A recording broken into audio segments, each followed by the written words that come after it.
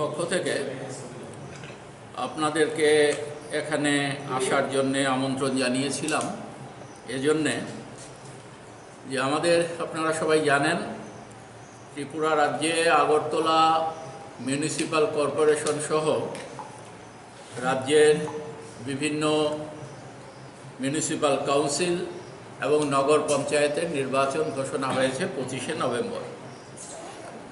আপনারা সবাই জানেন যে এই নির্বাচন ঘোষণা হওয়ার কথা ছিল 1 বছর আগেই।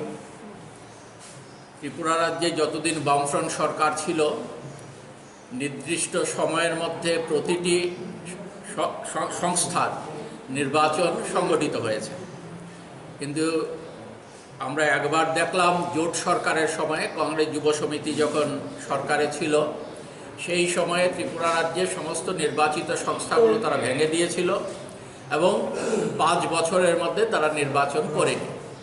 ঠিক একইভাবে এই বিজেপি আইপিএফটি জোট সরকার আসার পর এই সরকার নির্দিষ্ট নিয়মে যে নির্বাচন করার কথা নির্বাচিত সংস্থাগুলোর সেই হিসেবে তারা নির্বাচন করতে সক্ষম হয়নি।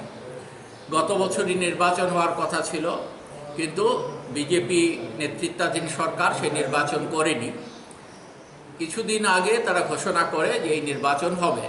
তারা অনুমান করার কারণ স্বশাসিত জেলা পরিষদের নির্বাচনও তারা করতে রাজি হয়নি, এটা ভেঙে দিয়েছিল, তারা নির্দিষ্ট সময়ে ভোট করেনি এবং স্বশাসিত জেলা পরিষদ নির্বাচন সংক্রান্ত বিষয়ে কোর্ট একটা অভিমত দেয় এবং সেই অভিমতে একটা নির্দিষ্ট সময়ের মধ্যে নির্বাচন করবার কথা কোর্ট বলে।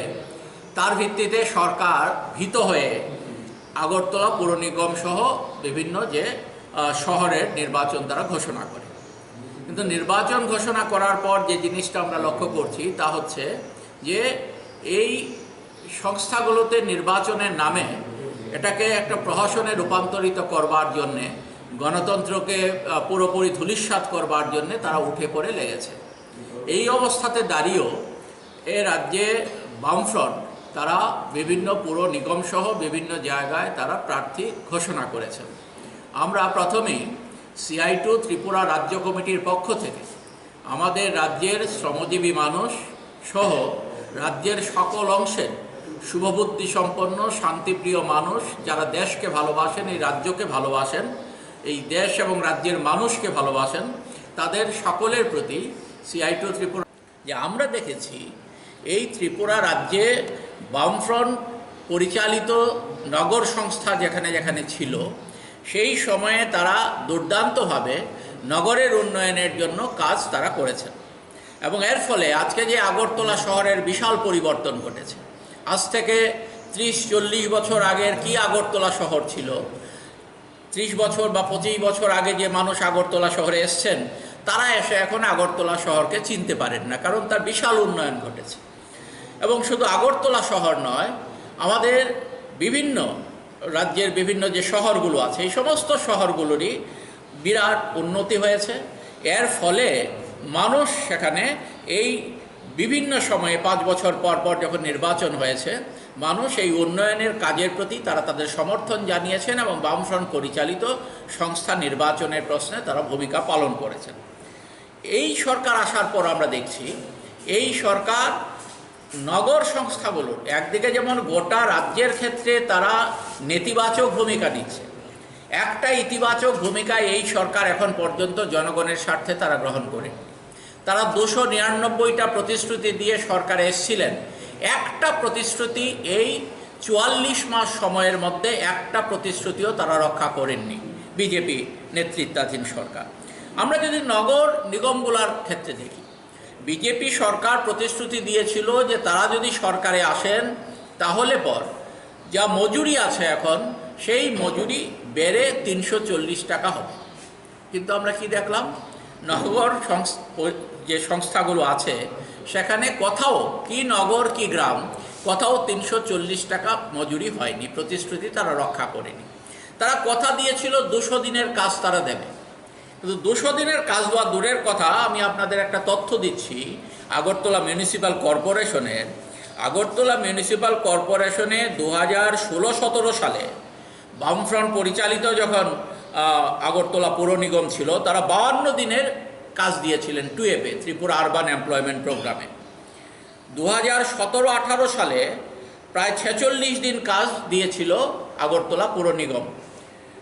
ঠিক তারই পর যখন 18-19 সালে বিজেপি সরকার আসলো, যেখানে 46 দিন 52 দিন ছিল আগের বছরগুলোতে, এই সংখ্যাটা কমে হয়ে গেল 24 দিন। 2018-19 সালে এই সংখ্যাটা 24 দিন হয়ে গেল, এবং 2019-20 সালে সেটা আরও কমে, তার অর্ধেকের চাইতে কমে হয়ে গেল 10.8। আর আমি যদি 11 দিনও ধরি, 11 দিন, 10 থেকে 11 দিনের মধ্যে সেখানে, এবং তার পরের বছর এটা 20 দিন আছে, এবং এই বছর 2021-22 সালে এই সংখ্যাটা আবার কমে হয়ে গেল 14 দিন। বুঝুন, যারা বলেছিল বামফ্রন্ট সরকার নগরে 50 থেকে 75 দিনের কাজ দিত, রেগার ক্ষেত্রে সেখানে 90 দিনের উপর সেখানে কাজ দেবার ব্যবস্থা করত, যারা বলেছিল তার চাইতে দ্বিগুণ কাজ দেবে, মজুরি যা আছে তা দ্বিগুণ করবে, তারা একটা প্রতিশ্রুতিও রক্ষা করেনি। তাহলে পুরোপুরিভাবে আমরা বলতে পারি কারা কাজ করেন টুয়েপে? শ্রমজীবী মানুষ। যারা শ্রম করে খান তারা টুয়েপে খান, তারা রেগাতে কাজ করেন। তাহলে এই সরকার পুরোপুরিভাবে শ্রমজীবী মানুষ, গরিব মানুষের বিরুদ্ধে। তারা গরিব মানুষ এবং শ্রমজীবী মানুষের সর্বনাশ করার জন্য টুয়েপে বরাদ্দ কমিয়েছে, টুয়েপে ম্যান্ডেজ কমিয়েছে। এবং আমরা খবর নিয়ে জেনেছি বিভিন্ন ওয়ার্ডগুলোতে, এই যে 14 দিন বরাদ্দ করেছে এবছর, এখন পর্যন্ত 6-7 দিনের বেশি কাজ হয়নি। বিভিন্ন ওয়ার্ডগুলোতে এই যে উৎসবের সময়, অন্যান্য বছর বামফ্রন্ট থাকতে আমরা দেখতাম উৎসবের সময় বামফ্রন্ট পরিচালিত পৌর নিগম, বিভিন্ন পৌর সংস্থাগুলো বিভিন্ন এলাকায় পরিষ্কার পরিচ্ছন্ন করার কাজ করত। আপনারা যদি এখন আগরতলা শহর একটু ঘুরে দেখেন, একটু আস্তাবল, লেকচমনি বাজারের দিকে যান, অন্যান্য বাজারগুলোর দিকে যান, রাস্তাগুলোর যদি দেখেন, আগে বামফ্রন্ট থাকতে কি হতো, প্রতিদিন ভোরবেলা যারা মর্নিং ওয়াক করতে বেরোতেন, রাত শেষ হবার আগেই সমস্ত প্রধান প্রধান রাস্তাগুলো পরিষ্কার হতো। বিভিন্ন জায়গায় যে জঞ্জাল জমে থাকতো সমস্তগুলো সকাল থেকে রাত পর্যন্ত পরিষ্কার হতো। এই পুরো সংস্থা এখন বিজেপি পরিচালিত যে সংস্থা, নির্বাচিত নয়, মনোনীত, এই সংস্থা কোনো রকম উন্নয়নমূলক কাজ করছে না। এই জন্যেই আমরা আমাদের রাজ্যে এখন এর ফলে কি হচ্ছে, মানুষের কাজ কম হবার ফলে মানুষের হাতে পয়সা থাকছে না, পয়সা না থাকার ফলে মানুষ তার প্রয়োজনীয় সামগ্রীগুলো কিনতে পারছে না। তাহলে দারুণভাবে আমাদের রাজ্যের মধ্যে কি নগরে, শহরে, কি গ্রাম এলাকায় কাজের অভাব, খাদ্যের অভাব, কাজের অভাব থাকার ফলে এবং কাজ এবং খাবার না পেয়ে মানুষ আজকে অনেকেই ত্রিপুরা ছেড়ে অন্যত্র চলে যেতে বাধ্য হচ্ছে। জন্যে বিভিন্ন জায়গায় যারা বামফ্রন্টের মনোনীত প্রার্থী আছেন তাদের উপর আক্রমণ করছে, প্রস্তাবকদের উপর আক্রমণ করছে, তাদের আত্মীয় স্বজনদের উপর আক্রমণ করছে, এবং সেখানে এটা করে তারা বিভিন্ন জায়গায় বামফ্রন্টকে হারানোর জন্যে তারা উঠে পড়ে লেগেছে। কিন্তু মানুষ তারা সিদ্ধান্ত নিয়েছেন। এবারে ত্রিপুরা রাজ্যের নগর সংস্থাগুলোর মানুষ সিদ্ধান্ত নিয়েছেন, এবং আমরা আশা করি মানুষ যদি তাদের ভোটাধিকার প্রয়োগ করতে পারেন, তাহলে ত্রিপুরা রাজ্যের আগরতলা পুর নিগম সহ একটা সংস্থা তো, যেই সংস্থাগুলোতে নির্বাচন হবে, একটা সংস্থা তো বিজেপি জয়ী হতে পারবে না। এবং আমাদের বিশ্বাস আছে জনগণের উপর, যারা গত নির্বাচনে বিজেপিকে ভোট দিয়েছেন তারা গোপনে এসে আমাদেরকে জানাচ্ছেন যে না, এই নির্বাচনে আমরা আর বিজেপির পক্ষে থাকতে রাজি নয়, আমরা ভুল করেছি, আমরা বামফ্রন্টকে নির্বাচিত করতে উদ্যোগী হব। এই জায়গায় দাঁড়িয়ে আমরা সামগ্রিক আগরতলা পৌর নিগম সহ অন্যান্য নগর সংস্থাগুলোর সামগ্রিক উন্নয়নের প্রশ্নে বামফ্রন্টকে এটাকে রক্ষা করা এবং গণতন্ত্রকে যেভাবে আজকে পর্যুদস্ত করা হচ্ছে, গণতন্ত্রকে সেখানে পায়ে তার উন্নয়ন, আগরতলার বাইরে বিভিন্ন শহরগুলোর উন্নয়ন এবং মানুষের কাজ, মানুষের জন্য খাদ্য এবং গণতন্ত্র পুনরুদ্ধারের সংগ্রামে এই নির্বাচনকে মানুষ কাজে লাগাবেন। এবং আমাদের এটা বিশেষ করে বিজেপির যারা ভোটার, তাদের কাছে এই বিজেপি সরকার 5 বছর আছে, থাকবে, আমরা চাই 5 বছর থাকুক বিজেপি সরকার, কিন্তু বিজেপিকে একটা শিক্ষা দেওয়া দরকার। বিজেপির যারা ভোটার তাদের কাছে আমাদের আবেদন, কেন আপনারা দেখেছেন বিভিন্ন রাজ্যে 29টা বিধানসভার আসনে উপনির্বাচন হয়েছে, 3টি রাজ্যে সেখানে 3টি লোকসভার আসনে উপনির্বাচন হয়েছে। এই নির্বাচনগুলোতে বিজেপি দারুণভাবে হেরেছে। ভালো সংখ্যক রাজ্যে, যেখানে বিজেপি গত নির্বাচনে জয়ী হয়েছিল। এই যে পরাজয়, এই পরাজয়ের পর সামান্য সেখানে ট্যাক্স তারা পেট্রোলে কমিয়েছে। আমাদের ত্রিপুরা রাজ্য সামান্য সেখানে পেট্রোলিয়াম সামগ্রীর ট্যাক্স কমেছে। কেন? এটা মানুষ তাদেরকে শিক্ষা দিয়েছে, তার জন্য তারা এটা কমাতে বাধ্য হয়েছে। তাহলে আজকে 190 টাকার সর্ষের তেল যখন 250 টাকায় বিক্রি হচ্ছে, 1 বছর আগে যে সর্ষের তেল 1 লিটারের দাম ছিল 160 টাকা, আজকে সেটা 250 টাকা। ইঞ্জিন মার্কা সর্ষের তেলের প্যাকেটের কথা আমি বলছি। অন্যগুলো একইভাবে দারুণভাবে দাম বেড়েছে, কি পেট্রোলিয়াম সামগ্রী, কি আমার নিত্য প্রয়োজনীয় সামগ্রী। তাহলে বিজেপিরও যারা সমর্থক, তাদের কাছে আমাদের বিনম্র আবেদন থাকবে যে এবারকার ভোটে বিজেপি সরকার থাকবে বিধানসভায়, কোনো অসুবিধা নেই, রাজ্যে সরকার থাকুক, কিন্তু বিজেপির হাতে আপনারা যে পর্যুদস্ত হচ্ছেন জিনিসপত্রের দাম বাড়ার জন্যে, এই জিনিসপত্রের দাম যদি কমাতে হয়, আপনাদের যে প্রতিশ্রুতি বিজেপি দিয়েছিল, এই প্রতিশ্রুতি যাতে অন্ততপক্ষে কয়েকটা তারা রক্ষা করে, তার জন্য তাদেরকে একটা শিক্ষা দেওয়া দরকার। আর তার জন্য সমস্ত অংশের মানুষের এবারকার নির্বাচনে বামফ্রন্টের পক্ষে ভোটাধিকার প্রয়োগ করা দরকার। এই কথাগুলো আমরা সিআইটির পক্ষ থেকে সেখানে রাজ্যের মানুষের কাছে আবেদন জানাচ্ছি। দ্বিতীয়, শ্রমজীবী মানুষের নাম সরকার কর্তৃক রেজিস্ট্রি করা, অর্থাৎ আমাদের দেশে কত মানুষ শ্রমের সাথে যুক্ত আছেন তার একটা তালিকা তৈরি করার কথা আমরা সিআইটির পক্ষ থেকে এবং দেশের বিভিন্ন ট্রেড ইউনিয়নের পক্ষ থেকে বহুদিন ধরে সরকারকে বলে আসা হচ্ছিল, কিন্তু সরকার কখনো সুনির্দিষ্টভাবে আমাদের দেশে কত মানুষ শ্রমের সাথে যুক্ত আছেন এই কথাটা তারা কোনোদিনই তারা বলতেন না। গত কিছু দিন আগে আপনারা দেখেছেন এই লকডাউনকালীন সময়ে কোভিডজনিত সমস্যায় বিভিন্ন রাজ্যে যে বিশেষ করে মাইগ্রেন্ট ওয়ার্কার যারা আছেন, রাজ্যের ভেতর মাইগ্রেন্ট ওয়ার্কার, রাজ্যের বাইরের মাইগ্রেন্ট ওয়ার্কার, দেশের বিভিন্ন জায়গায় এই মাইগ্রেন্ট ওয়ার্কাররা লকডাউনের ফলে এক জায়গা থেকে আরেক জায়গায় বাড়িতে ফিরে আসতে বাধ্য হয়েছেন। তার ফলে অসংখ্য মানুষ মারা গেছেন, তাদের কাজ নেই, তাদের খাবার নেই, এই সমস্যা দেখা দিয়েছে।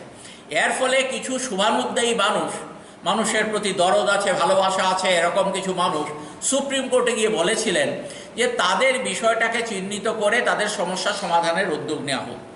তখন সুপ্রিম কোর্ট সরকারকে নির্দেশ দিয়েছিল যে ডিসেম্বর মাসের মধ্যে, 2021 সালের ডিসেম্বর মাসের মধ্যে আমাদের দেশে কত সংখ্যক শ্রমিক আছেন তার তালিকা তৈরি করা হোক, কত সংখ্যক মাইগ্রেন্ট ওয়ার্কার আছে তার তালিকা তৈরি করা হোক।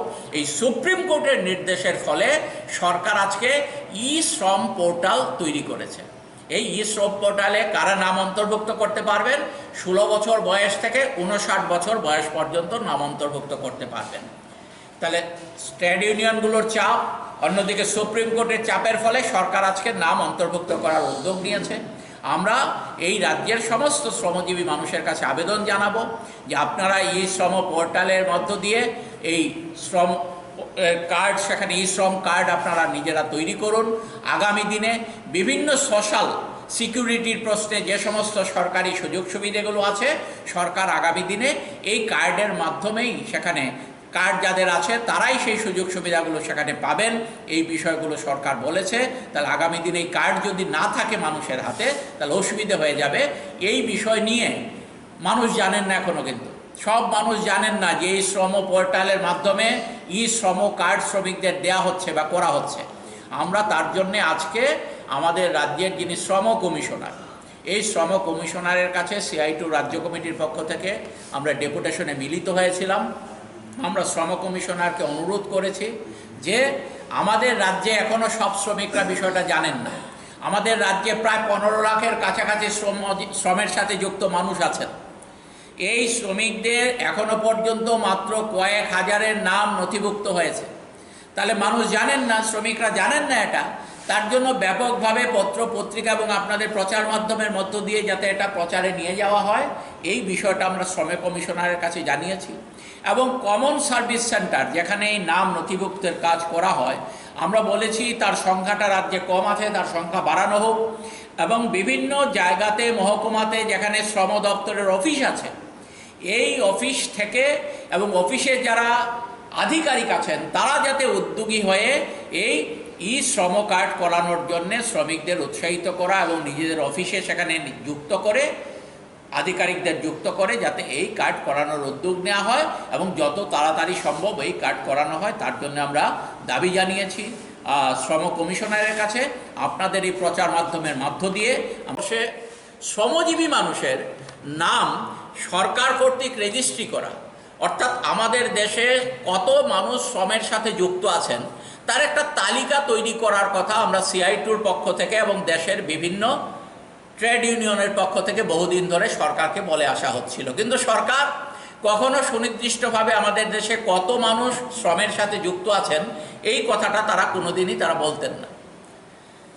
গত কিছু দিন আগে আপনারা দেখেছেন এই লকডাউনকালীন সময়ে কোভিডজনিত সমস্যায় বিভিন্ন রাজ্যে যে বিশেষ করে মাইগ্রেন্ট ওয়ার্কার যারা আছেন, রাজ্যের ভেতর মাইগ্রেন্ট ওয়ার্কার, রাজ্যের বাইরের মাইগ্রেন্ট ওয়ার্কার, দেশের বিভিন্ন জায়গায় এই মাইগ্রেন্ট ওয়ার্কাররা লকডাউনের ফলে এক জায়গা থেকে আরেক জায়গায় বাড়িতে ফিরে আসতে বাধ্য হয়েছেন। তার ফলে অসংখ্য মানুষ মারা গেছেন, তাদের কাজ নেই, তাদের খাবার নেই, এই সমস্যা দেখা দিয়েছে।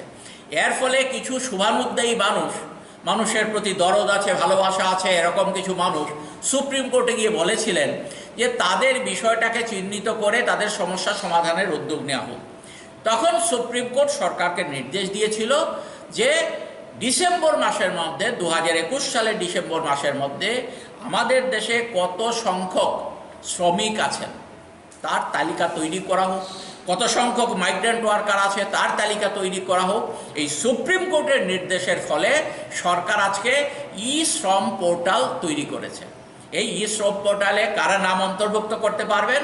16 বছর বয়স থেকে 59 বছর বয়স পর্যন্ত নাম অন্তর্ভুক্ত করতে পারবেন।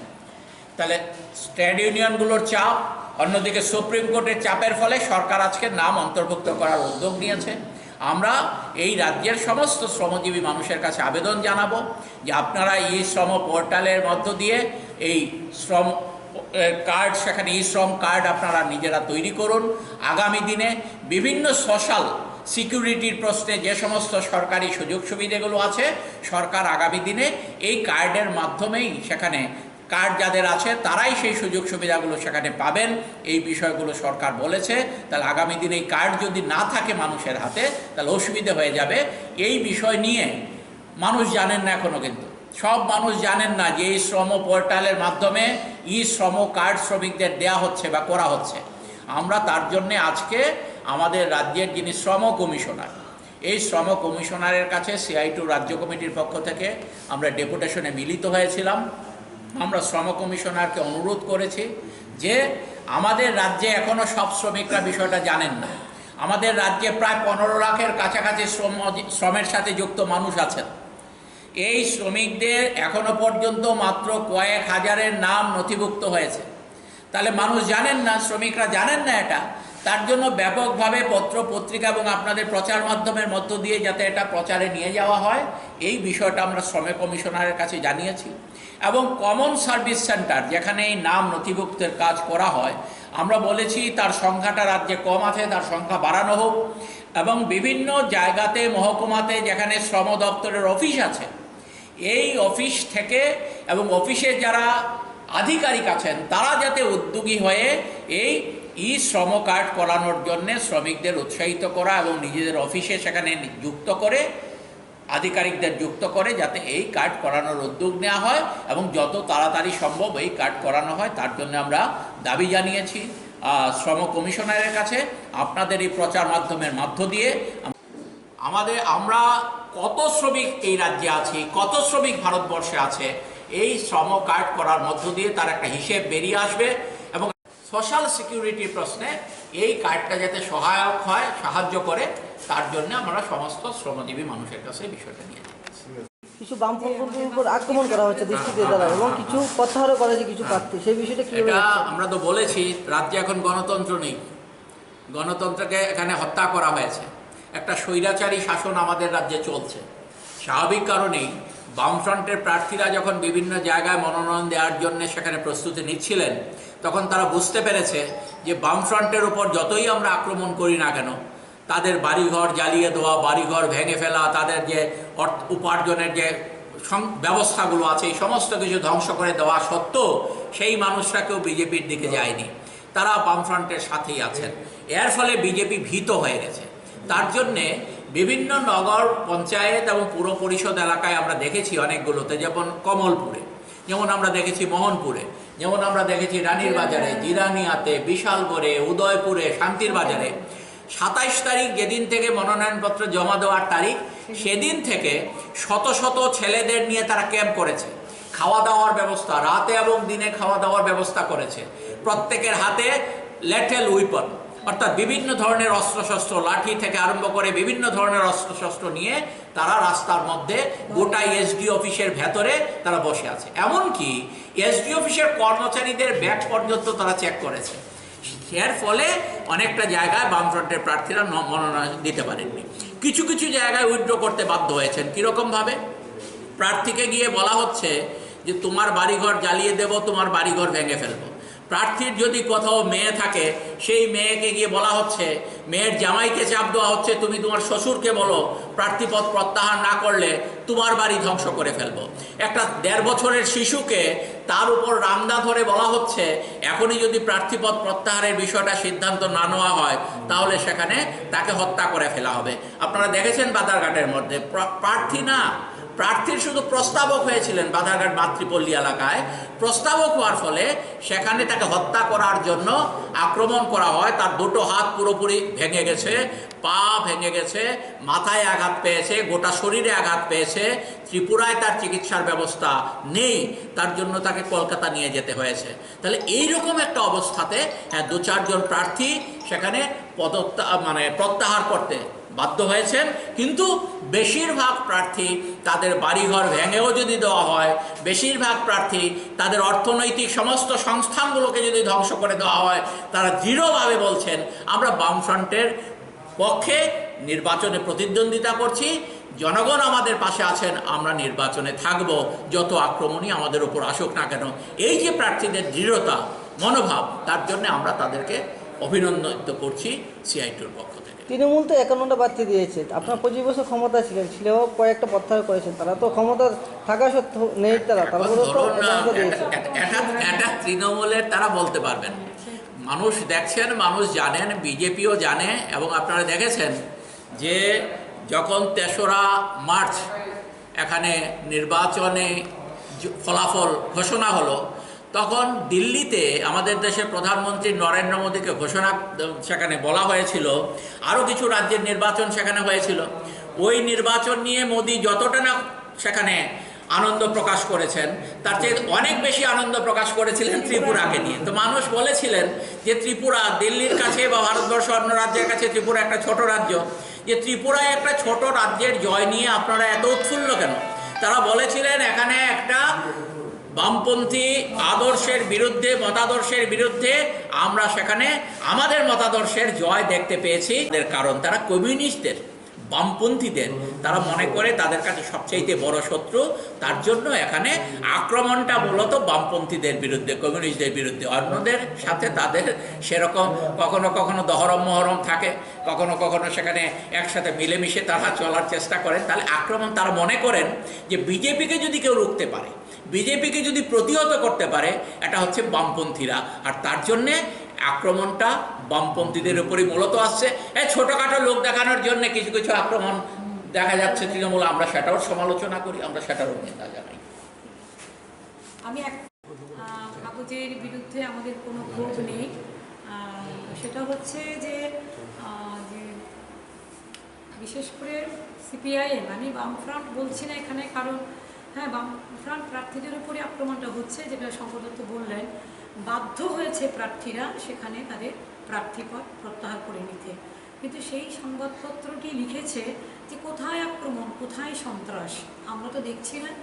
আসলে সিপিআইএম ভয় পেয়েছে, পিছিয়ে যেতে চাইছে, এইভাবে লিখেছে আর কি। প্রার্থীরা ভয় পেয়েছে, আক্রমণ তো সেরকম কিছু না, কিছুই তো সন্ত্রাস না। আমার মনে হচ্ছে এটা সঠিক খবর নয়।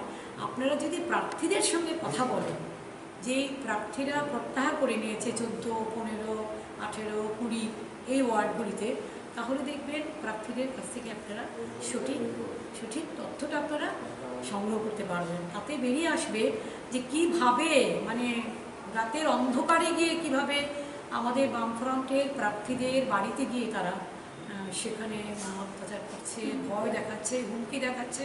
14 নম্বরে প্রার্থী রত্না সূত্রধরের 2টি ছেলে আছে, তারা সাধারণ কাজ করে, মজুরি পায়। তার বাড়িতে গিয়ে বলেছে একটা গোল একটা এঁকে দিয়েছে, চক্রের গোল একটা চক্র মতো এঁকে দিয়েছে, দিয়ে বলেছে এখানে তোমার 2 ছেলেকে সমাধি দেব যদি তুমি প্রার্থী পদ প্রত্যাহার না করো, তোমার 2 ছেলেকে এখানে একদম পুঁতে রাখবো। এইভাবে হুমকি যদি দেখায়, স্বাভাবিক বাড়ির মানুষরা তো ভয় পেয়ে যাবে। এখানে তো পার্টি, যে আমাদের বামফ্রন্টের যে পার্টি যারা আছে, CPIM, CPI, forward block, RSP, ওরা তো প্রার্থীদের সেভাবে চাপ দিতে পারে না যে তোমার উপর যত আক্রমণই আসুক, যত হুমকি আসুক, তুমি সরে দাঁড়াবে না, এই কথা আমরা বলতে পারছি না। এটা আমরা প্রার্থীদের উপর ছেড়ে দিয়েছি। যদি সাহস দেখিয়ে সে থাকতে পারবে। আমাদের অনেক প্রার্থীদের উপর আক্রমণ করেছে, বাড়িতে বাড়িতে গিয়ে হুমকি দিয়েছে, ওরা তো প্রত্যাহার করেনি।